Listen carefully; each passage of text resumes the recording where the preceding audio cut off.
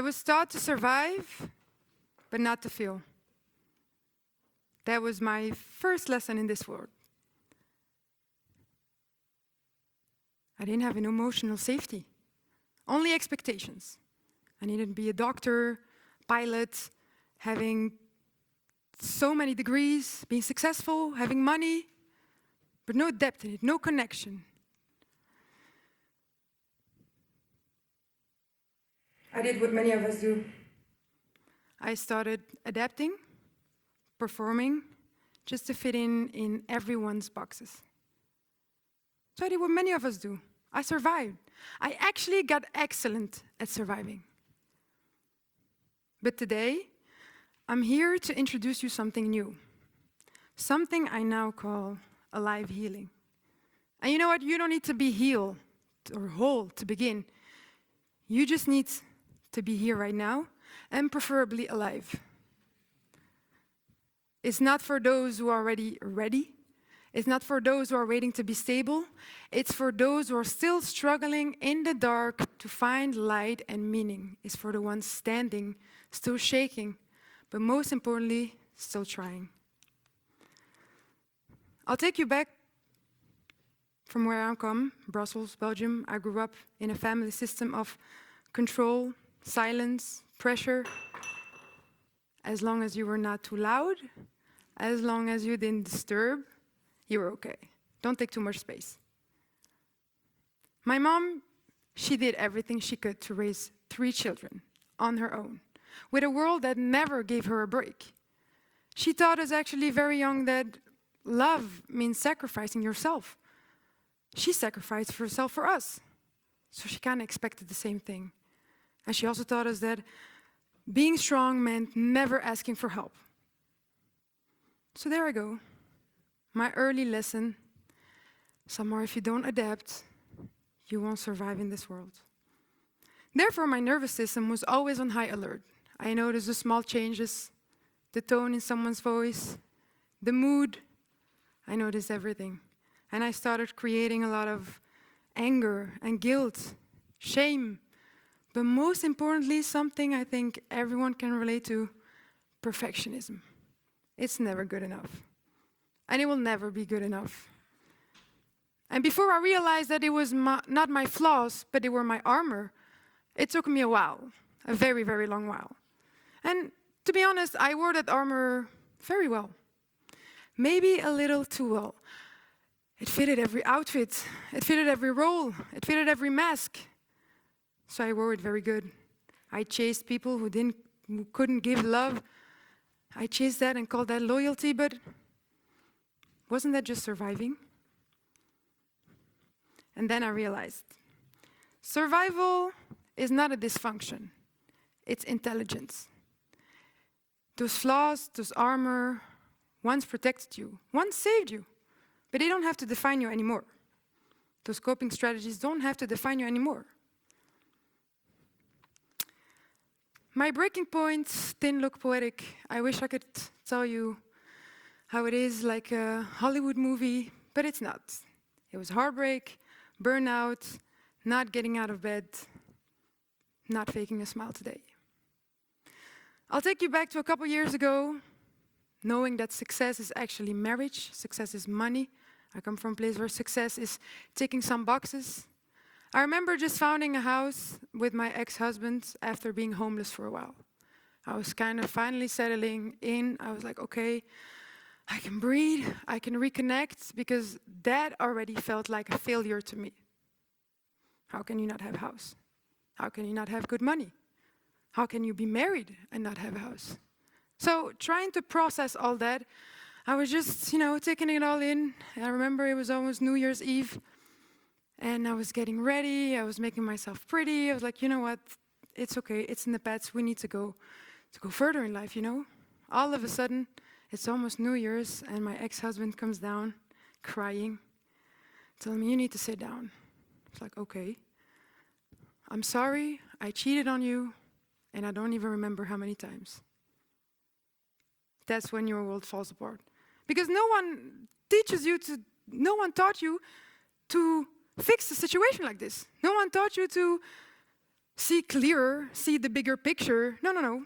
My whole world was falling apart. I was like, okay, wait, this was not on the checklist box.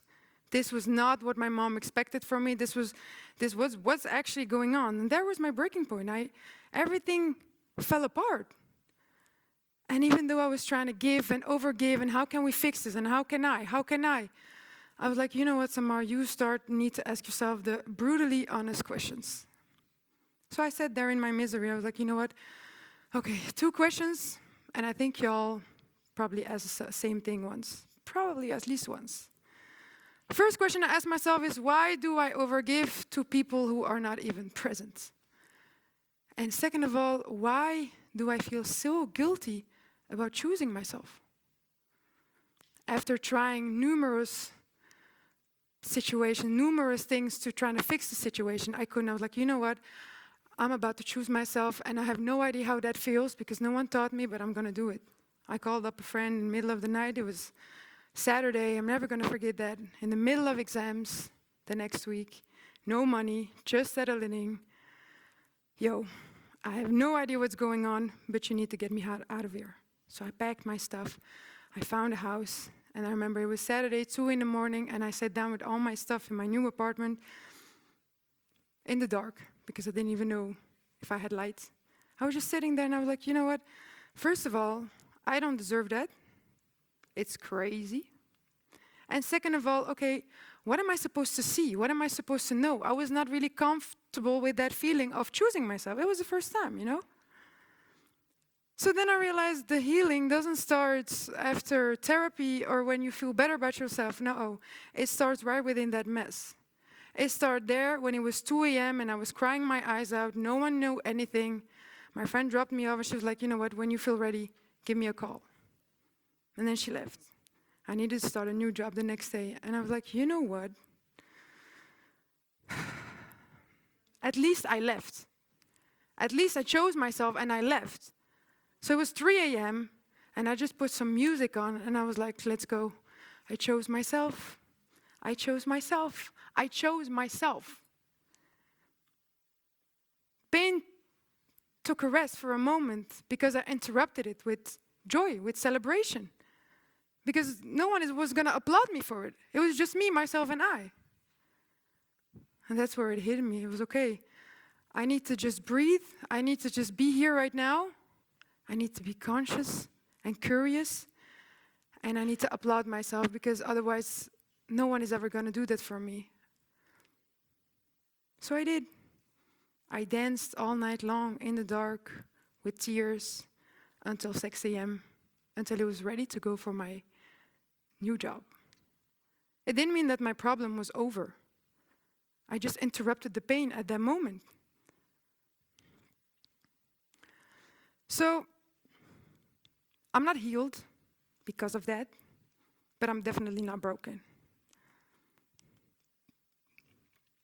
I'm becoming. I made space for myself. I created space so I could feel, so I could be.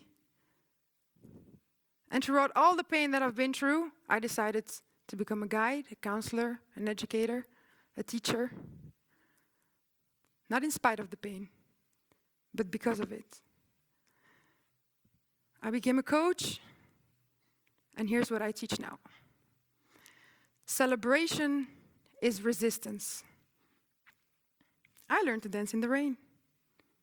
I danced for 3 hours in the rain, without even knowing if I had warm water in my apartment. That was my moment of joy. No one was going to take that away from me. No one could tell me that was not good enough, because that was my first step towards creating space for myself. Stop to manage it, stop to control it, and meeting myself. So, hi, my name is Samar. Nice to finally meet you. Joy is not a reward for when you're okay. It's your right, even though everything is falling apart. So what's alive healing? What's the method? It's a method that doesn't wait for you to be stable at all. Actually, it doesn't really care. It honors emotional chaos as sacred. It uses softness as leadership. It teaches you presence before progress, and most importantly, it centers meaning before fixing. Because we know everything that's wrong with us. I think we know. I think the list is very long. But what if we can just be in that mess? What if therapists and people stop telling us to fix our life and to just be conscious about it and just sit with it? So how does it work? It moves in 3 phases. First step, you just be. Sit with it, breathe, survive. Do what you usually do. When you're ready, you're going to go to step 2. You're going to deepen. Be aware of your patterns. Stay conscious and curious. And get tired of the old you. That's the moment you get tired of the old you. And then last but not least, you celebrate. You acknowledge the parts of you that kept growing in the dark without you even realize it. You celebrate it. You let joy interrupt the pain. So, alive healing is a method that teaches you to sing in the rain in the darkest times.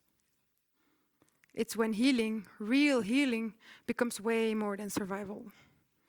You start realizing that your roots, once buried in trauma, are actually growing to be something bigger than you could have ever imagined.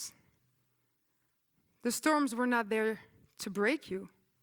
They were there to water you, but we could just not see that. So from roots to branches, this is my journey, and this could be your journey. From instinct to awareness, from silence to expression, from surviving to becoming. So I'll leave you with this. What if you stop trying to fix yourself? Just an idea. What if we just start celebrating the parts of us that kept growing in the dark, unnoticed, even when no one applauded, we give them lights. Because at the end of the day, healing is not really becoming someone else.